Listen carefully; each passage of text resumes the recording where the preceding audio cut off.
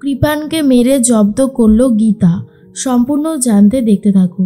গল্পের শুরুতেই আমরা দেখতে পারি যে গিনি আর গীতা দুজন মিলে ঝামেলা করতে থাকে। বিশেষ করে গিনি গীতাকে বলতে থাকে, তুই যেটা করছিস সেটাকে অন্যায় করা বলে।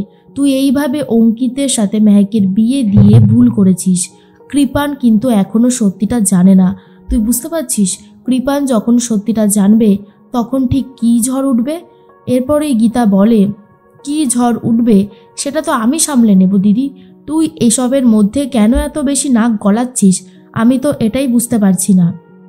গিনি তখন বলে, ধীমান সেনকে নিয়ে তুই যেভাবে শুরু করেছিস বাড়াবাড়ি, এই রকম বাড়াবাড়ি করলে তুই একেবারে শেষ হয়ে যাবি।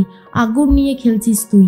গীতা বলছে, 3 দিন পরে এই আগুন একেবারে নিভে যাবে, দেখি না শেষ পর্যন্ত কি হয়। তখন গিনি বলে, অঙ্কিতের সাথে মেহেকের বিয়ে দিয়েছিস আর পদ্মর সাথে বিয়ে দিয়েছিস কৃপানের।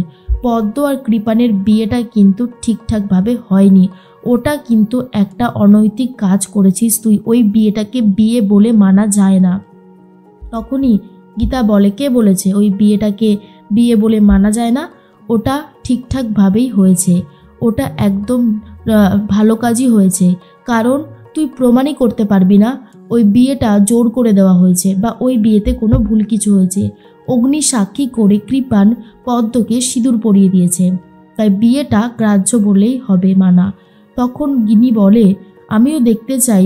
তাহলে আমি বলে দিই, এক কাজ করি, আমি বরং কৃপানকে এক্ষুনি বলে দিই ওর বউ মেহেক না, ওর বউ হলো পদ্ম, যে কিনা এই বাড়ির পরিচারিকা। তখনই গীতা বলে, ওই পরিচারিকার হাত ধরে যখন ও টানাটানি করেছিল তখন কেমন লেগেছিল? তাহলে এখন এই বউকেও মেনে নিতে হবে। কিন্তু তুই যদি এখন বলিস তাহলে তোর অবস্থাও যে আমি কী করব তুই ভাবনা চিন্তা করতে পারছিস না। আমার আর আমার আইনের মাঝখানে যে এসেছে তার অবস্থাই কিন্তু আমি খারাপ করে দিয়েছি। এখন যদি তুই চাস তোর অবস্থাও খারাপ করে দিই তাহলে আর কিছু বলার মতন থাকবে না রে দিদি। গিনি তখন বলে, তুই কিন্তু একটু বেশি বাড়াবাড়ি করছিস গীতা। গীতা বলে, তোকে সাবধান করে দিলাম, এরপরে কিন্তু তোকে আমি আর ওয়ার্নিং দেব না। এই বলেই গীতা চলে যায়। অন্যদিকে রাত হতেই অঙ্কিত ফোন করেছে মেহেককে আর বলে, এইভাবে আমি আর কতক্ষণ থাকবো মেহেক? আমার একদমই ভালো লাগছে না, একা একা থাকতে খুবই কষ্ট হচ্ছে। মেহেক তখন বলে, রাতটা হোক বা আরও বেশি রাত হোক তারপরেই আমি যাচ্ছি। সবাই ঘুমিয়ে পড়লে তারপর আমি তোমার কাছে যাব।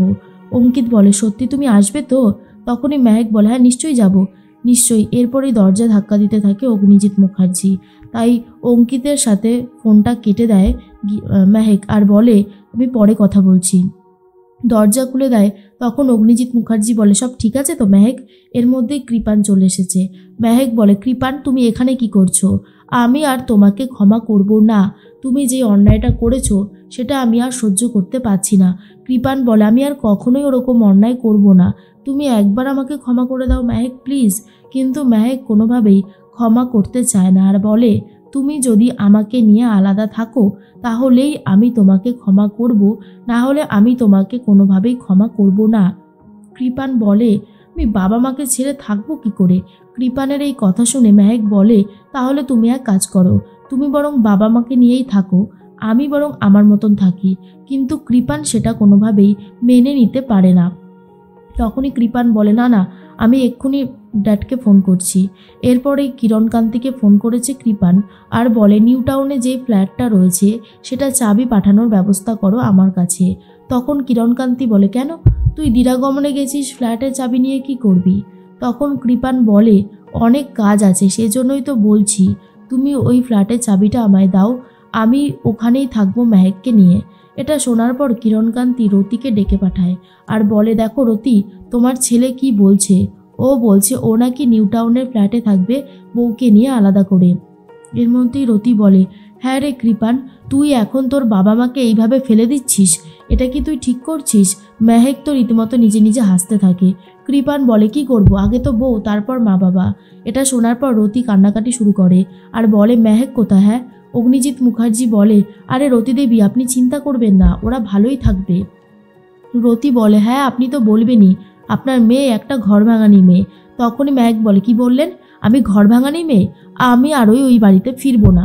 যাও বা একটা চান্স ছিল, তাও এখন আর সেই চান্সটা নেই। রতি দেবী বলে, এরকম বলে না মেহেক, তুমি কৃপানকে নিয়ে বাড়িতে ফিরে এসো, আমি আর কোনো রকম কোনো ডিস্টার্ব করব না। কিন্তু মেহেক বলে, বললাম তো যাব না, কিছুতেই যাব না, আমি আমার বাড়িতে থাকবো, আর না হলে নিউ টাউনের ফ্ল্যাটে যাব, আপনার বাড়িতে যাব না। তখনই কৃপান বলে, আমি কিছু জানি না, চাবিটা পাঠানোর ব্যবস্থা করে দাও। এর মধ্যেই চলে এসেছে ইলিন আর বলে, কৃপান চলো, তোমার খাবার বাড়া হয়ে গেছে, খেয়ে নেবে। তখনই কৃপান বলে, উফ আর কত খাবো, এদিকে আমার বউও আমার পাশে নেই, ভালো লাগছে না, দিরাগমনে এসে এইভাবে আলাদা থাকতে ইচ্ছে করে। এরপরে কৃপানকে নিয়ে চলে যায় ইলিন। অঙ্কিতের সাথে আবারও কথা বলতে শুরু করে মেহেক আর বলে, দাঁড়াও, কৃপানকে সবে খেতে দেওয়া হয়েছে, সবাই খেয়ে দিয়ে ঘুমিয়ে পড়ুক, তারপর তো বলছি আসবো, তুমি একটু অপেক্ষা করতে পারছো না? অঙ্কিত বলে, ঠিক আছে, আমি তোমার জন্য অপেক্ষা করে আছি। গভীর রাত হতেই মেহেক চাদর মুড়ি দিয়ে নিজের ঘর থেকে বেরিয়ে অঙ্কিতের ঘরে চলে যায়। অন্যদিকে অগ্নিজিৎ মুখার্জি ভাবে, রাত হয়েছে, মেয়েটা নিশ্চয়ই একা রয়েছে, যাই ওর সাথে গিয়ে একটু গল্প করি, মেয়েটার পাশে থাকি, ও আমার জন্য যা রিস্ক নিয়েছে ভালোও লাগছে না এইভাবে ওকে কষ্ট দিতে। এরপর ঘর তো ফাঁকা ছিল, অগ্নিজিৎ মুখার্জি সেই ঘরে চলে যায়। অনেকক্ষণ বসে থাকার পর ঘুম পাচ্ছিল বলে খাটের মধ্যে ঘুমিয়ে পড়ে কম্বল চাপা দিয়ে। এর দিকে কৃপানের আর ঘুম আসছে না। কৃপান ভাবে, আমারও তো ঘুম আসছে না, এই রকমভাবে দিরাগমনে একা একা থাকতে কারই বা ইচ্ছে করে। মেহেক তো চলে গেছে অঙ্কিতের কাছে, গিয়ে অনেক গল্প আড্ডা করতে থাকে। তার মধ্যেই কৃপান চলে গেছে মেহেকের ঘরে। কৃপান কম্বলের মধ্যে যে অগ্নিজিৎ মুখার্জি রয়েছে সেটা না বুঝেই জড়িয়ে ধরেছে মেহেককে আর বলে, আমি তোমাকে খুব ভালোবাসি জানো, বলেই জড়িয়ে ধরে। আর অগ্নিজিৎ মুখার্জি চিৎকার চেঁচামেচি শুরু করতে থাকে আর বলে, বাঁচাও বাঁচাও। তখনই গীতা, স্বস্তিক, গিনি, সাত্বিক, এমনকি মেহেকও শুনতে পেয়ে যায়, দৌড়ে ছুটে যায় অগ্নিজিৎ মুখার্জির ঘরে, মানে অগ্নিজিৎ মুখার্জির কাছে। সেখানে গিয়ে দেখে ঘরে কেউ একটা রয়েছে, আর অগ্নিজিৎ মুখার্জি কম্বলের মধ্যে কৃপানকে বন্দি করে রেখে দিয়েছে। চোর ভেবে সাত্বিক আর স্বস্তিক মারধর দিতে থাকে। তার মধ্যেই যখন লাইটটা জ্বালানো হয়েছে তখনই দেখে কৃপান। এরপরে কৃপান বলে, এইরকমভাবে মারলেন জামাইকে, চি চি চি চি, আপনাদের বাড়িতে আর কখনোই আসবো না।